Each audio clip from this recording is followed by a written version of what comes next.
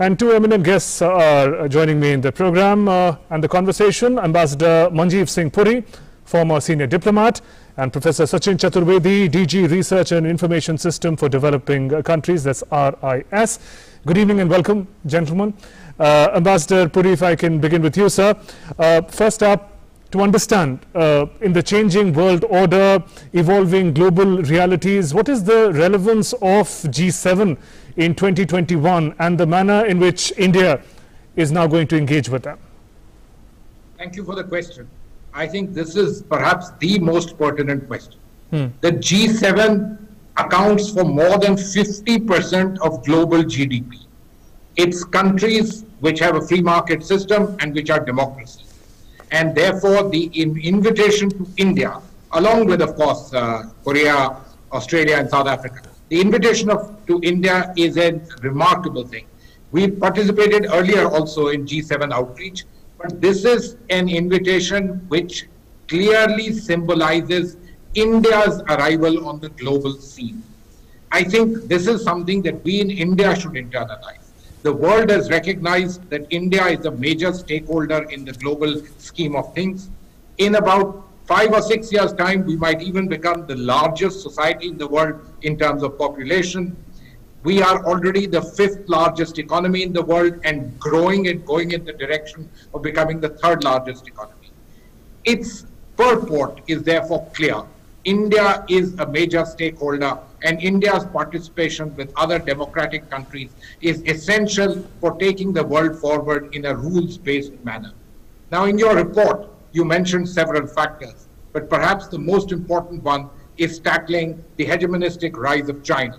And for all these countries to come together, this is therefore a very important forum. Of course, we also have the G20, where China is also a member, and that brings together all the large economies of the world. But the G7 and its importance needs to be acknowledged, and our presence there is something which is of seminal importance and really symbolizes that India has come of age and is an important player in the way the world will go forward. Right. Professor Chaturvedi, we are also talking about this issue on a day when the World Bank is talking about rather positive outlook to India's economic revival, over 8% GDP expansion in the coming year. Now, in such a context, this revival that we are witnessing amidst the deadly pandemic, how does that take into account India's position on the global stage and the invitation that India has received to be a part of G7 deliberations?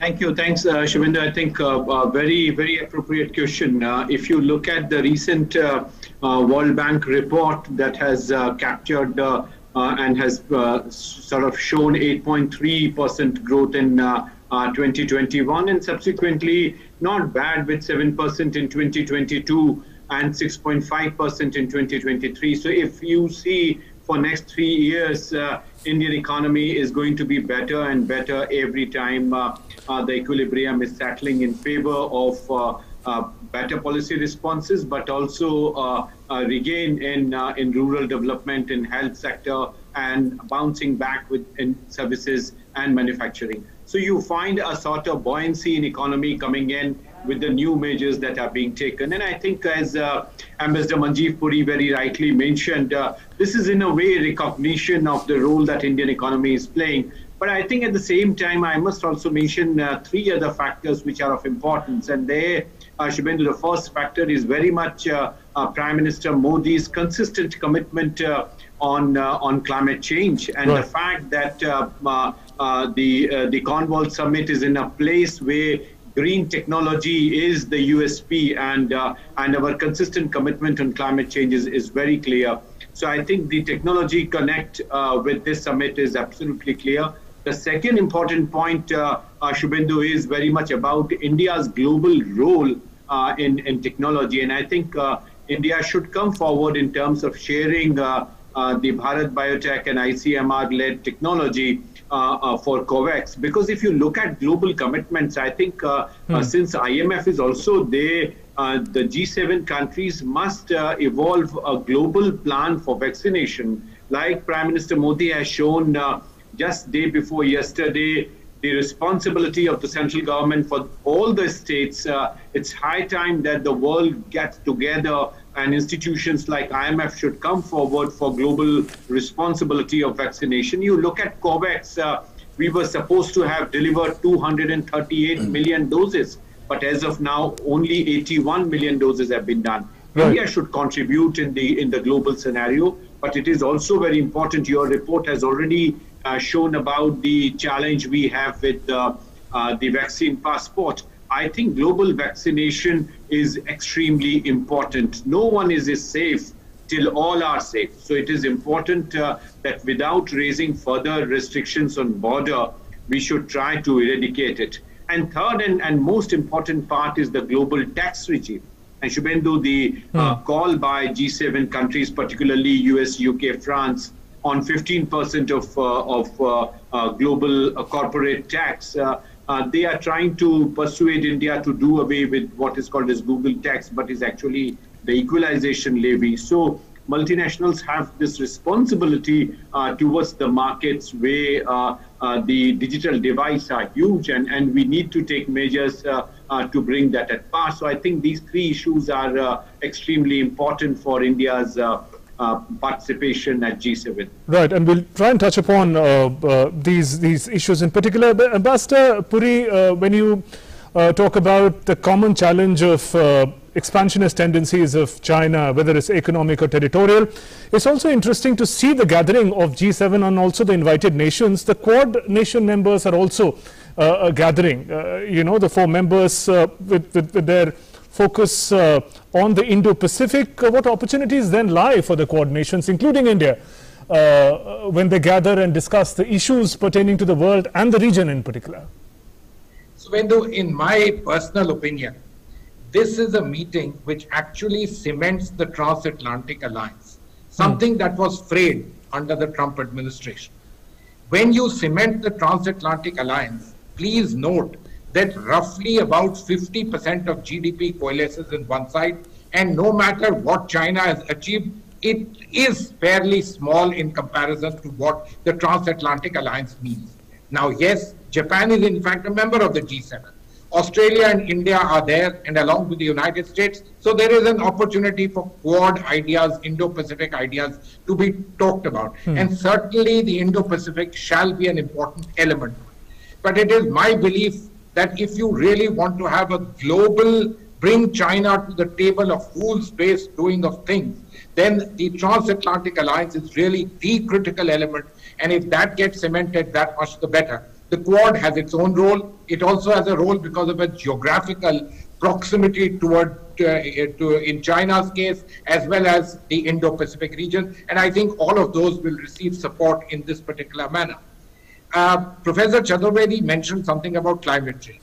Now, in my opinion, this would have been a summit to give big signals in terms of the West coming together, and particularly the United States taking the lead for meeting the climate challenge.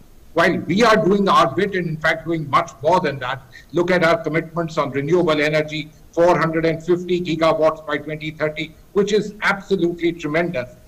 The fact is that somehow, as of now, the G7 summit seems to have been overtaken by global economic issues, the tax issues, which could have an impact on the Indian economy, our ability to be able to attract investments here, then the entire issue of debt as faces the world. But I do hope that at the leaders level, when they meet, they will give a strong push for global action and leadership of the West, the developed West, which, mind you, in terms of climate justice, etc., most people would acknowledge, and they themselves accept the fact, are those who are responsible for the absolutely largest share of greenhouse gases in the atmosphere. Right. Also, Ambassador Puri, for both issues of climate change and other strategic matters, how does this congregation also represent the complexity of international diplomacy? Because we know China replaced the United States as EU's biggest trading partner last year. And here we are also talking about strategies in which the countries can come together and address the hegemony of one nation in the Indo-Pacific region. So how do these sort of tendencies work together? Well, let me put it to you like this. China was perhaps India's largest trading partner in the last few months, already as far as the fiscal which just ended on the 31st of March. So, you know, these issues of China and trading are complex issues which need to be tackled, and we need to find ways, A, of protecting our supply lines, B, of ensuring that China plays by a rules-based order. Now, I personally don't think it's a question of, keep China out. It doesn't really work like that. It hasn't worked like that. We need to be sophisticated in our approach. In India, I see that we are being sophisticated. We are taking a fairly nuanced set of lines in terms of action so that our economy continues to remain benefited, yet we protect ourselves in terms of national security and other such issues. So should the West. But I believe if there is transatlantic getting together, the pressures of China to be part of a rules-based order and be more careful in terms of what it wants to do in terms of its hegemony would be perhaps the greatest. The Quad also has a role to play, and it will play a role. I think these are the particularly important issues, and if the G7 coalesces together, it adds also a tremendous amount of momentum to the G20, in which we are members, also China is a member. Do remember, of course, that there are some other issues also for the G7 which are important. For many years, the G7 had been expanded to the G8, including Russia. And then they removed Russia after the Crimean takeover by Russia. So for many of these countries, actually Russian hegemonistic and Russian actions continue to remain very important. And politically, I think they will be particularly important in terms of the way the transatlantic gets together. We sitting where we are, for us, of course, China, Indo-Pacific is particularly important. But do remember, they are, in a real sense of the term, a conglomeration around the Atlantic Ocean. Right. Professor Chaturvedi, in your intervention, you spoke about various issues related to WTO, also international taxation that remain important. The decisions taken at G7 impact the developing countries as well. There's been some inputs coming in talking about historic deal on taxing multinational companies in the countries where they operate. What are the implications for India and the developing countries in this? Shubhendu, two things are absolutely clear. One, there would be nudging for a global basic tax rate, so minimum 15%. That would, in a way, would be advantageous for developing countries because what would get squarely addressed would be the tax havens. And not only India, but several developing countries and least developed countries face all the sort of illicit financial flows heading towards these tax havens. In India, from 2014 legislation onwards, when we tried for black money, the illicit financial flows and their destinations have become far more transparent and accountable. But this is a major issue for developing countries. So first would be this advantage. But the downside is, as I said in the beginning, the caveat may come in terms of addressing the equalization levy, which is more in terms of 2% to non-resident entities in India, which are earning here and would have to pay 2%. So there might be some enhanced pressure on India. But I think the larger side, Shubhendu, which I would like to re-emphasize, is the point that corporate tax is fine, but the world is grappling with this huge recession across several countries. And with lockdown and limited trade, we are facing huge challenge.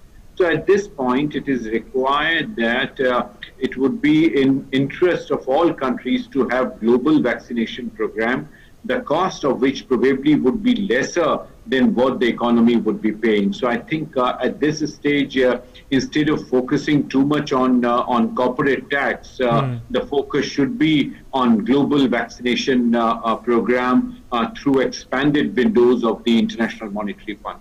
Right there. Professor Chaturvedi, Ambassador Puri, thanks very much for joining us in Newsnight and sharing your perspective.